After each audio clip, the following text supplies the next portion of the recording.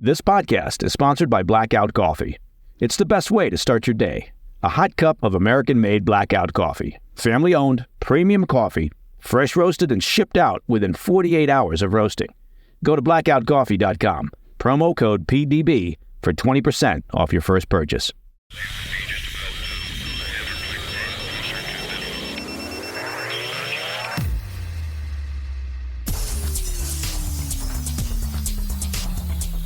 It's Monday, January 22nd. Welcome to the President's Daily Brief.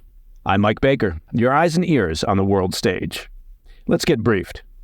First up, the tit-for-tat between U.S. forces and Iranian proxies continued over the weekend. I'll give you the details on the latest attacks and new reports that the White House is preparing a long-term strategy against Houthi militants. Later on in the program, over 100 days into the Israel-Hamas war, U.S. intelligence is suggesting that Israel's efforts to dismantle Hamas are not meeting expectations. Plus, we'll discuss an emerging peace proposal plan led by the U.S. and backed by key Arab nations, designed to bring this conflict to an end. And finally, in today's Back of the Brief, Ukraine is trying its hand at a new strategy in its struggle against Russia, launching numerous attacks on the nation's oil production capacity. But first up, the PDB Spotlight. The back and forth between the United States and Iran's proxies across the Middle East continued over the weekend. We'll start in Iraq, where U.S. personnel were injured during an attack on the Al-Assad air base on Saturday. The base, a stronghold for American forces in western Iraq, was hit by ballistic missiles and rockets at 6:30 p.m. Baghdad time. According to U.S. Central Command, the air base's defense systems intercepted most of the incoming missiles, but some did impact the base. In the aftermath of the attack, several U.S. troops have reportedly suffered traumatic brain injuries and are currently undergoing evaluation. The incident also resulted in injuries to at least one Iraqi service member. Now, the Islamic resistance in Iraq, a group of Iranian-backed militants who have publicly opposed the conflict between Israel and Hamas, has taken responsibility for the attack in a press release. Since the Israel-Hamas conflict flared up in October, U.S. forces in the Middle East have been targeted at least 141 times, 58 times in Iraq and 83 times in Syria, primarily by Iran-backed militants wielding a combination of rockets and one-way attack drones. The missile strike at the Al-Assad air base occurred just hours after U.S. Central Command announced a series of strikes on Houthi assets in Yemen. On the preceding Friday and Saturday, U.S. forces carried out airstrikes against at least 4 Houthi anti-ship missiles in the Gulf of Aden, which were poised for launch and deemed a threat to commercial and U.S. Navy vessels. These most recent strikes represent the 5th round of such U.S. actions against the Houthis in the past week, targeting missile launchers ready to initiate attacks. Now, if it hasn't already become clear to you, these strikes have done little, if nothing, to deter the Houthi terrorists from continuing their attacks on maritime commerce in the Red Sea, and it looks like the Biden administration is preparing for a more long-term campaign against the group. According to reports in the Washington Post, the Biden administration is busy crafting plans for what's being called a, quote, sustained military campaign targeting the Houthis. High-level discussions took place on Wednesday, with senior officials deliberating this long-term strategy. Speaking anonymously to the Post, administration officials outlined their approach. Their goal is to weaken the Houthis' military capabilities significantly, thereby reducing their ability to disrupt shipping in the Red Sea and Gulf of Aden. The long-term aim is to establish a deterrent strong enough to convince shipping companies to resume their normal operations through these strategic waterways. Now, as part of this strategic shift, a senior U.S. official stated, quote, "We are clear-eyed about who the Houthis are and their worldview, so we're not sure that they're going to stop immediately, but we are certainly trying to degrade and destroy their capabilities." End quote. Oh, well, apparently, the administration officials may not be as clear-eyed on who was actually responsible for the current chaos and instability. The Houthis are an Iranian proxy. They're doing the bidding of the Iranian regime and the IRGC. And by drawing the U.S. into a more complex and longer-term engagement with their proxy, the Iranian regime is getting what they want: more instability, more success in drawing the U.S. into a conflict without suffering any direct consequence. Look, engaging in a more involved conflict with the Houthis is simply putting a Band-Aid on a sucking chest wound. It doesn't address the root cause of the problem.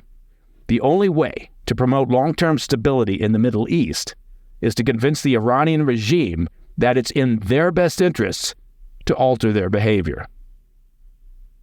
All right, after the break, we'll update you on the latest developments in the Israel-Hamas conflict.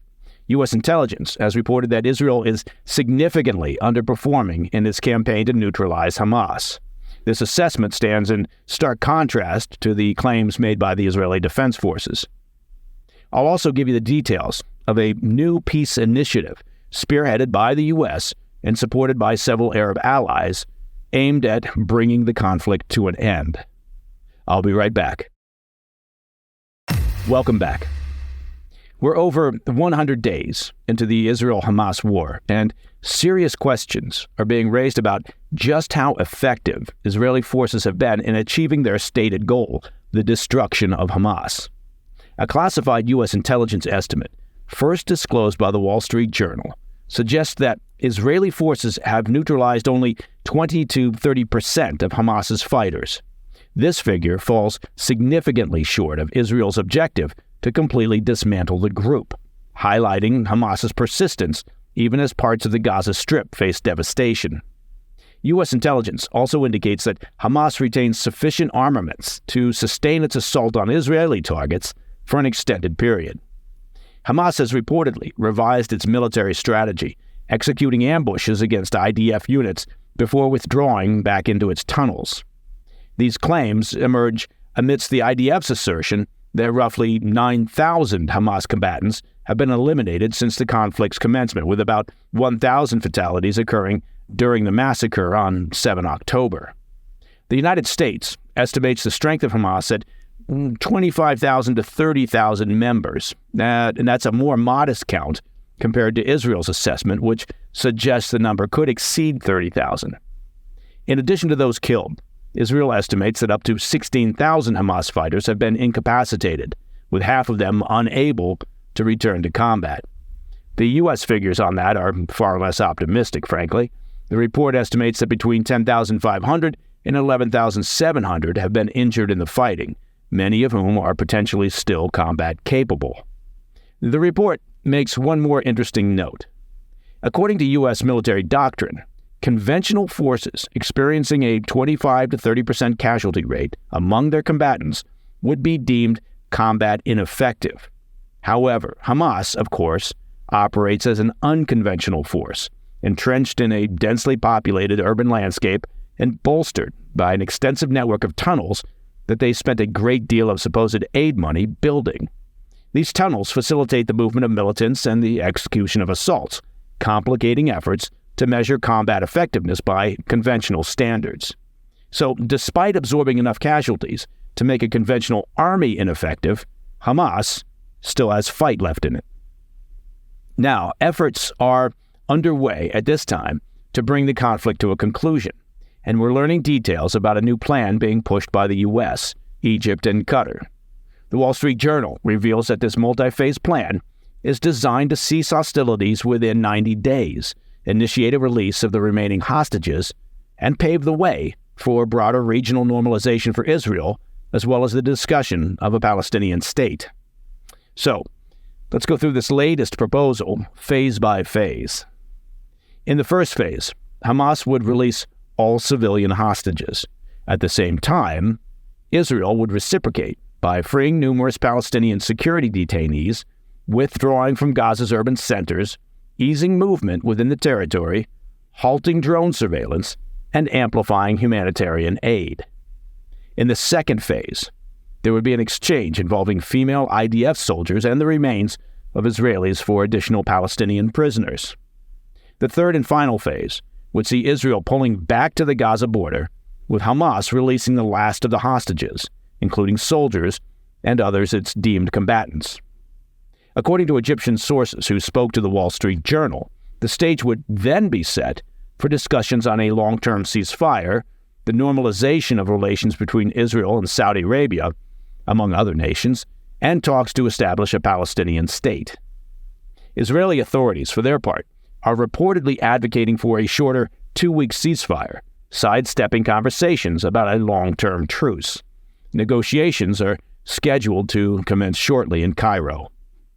One critical note: the Wall Street Journal's report doesn't specify what would happen to Hamas under this agreement, and that, frankly, is the key to any long-term peace. If Hamas remains in control of Gaza, all the death on both sides will be essentially for naught. Hamas, as an extension of Iran, is focused on the destruction of Israel. If left in control, they will continue on this path, and there will be no lasting peace. And for the citizens of Gaza, under the continued rule of Hamas, there'll be no opportunity for meaningful good governance, economic development, or, frankly, a brighter future. Look, over the past almost 20 years, as the ruling force in Gaza, Hamas has shown where its interests lie, and those are not with the betterment of the people of Gaza. The future of the Palestinian people, and the security and future of Israel, depend on removing Hamas from any position of authority or control.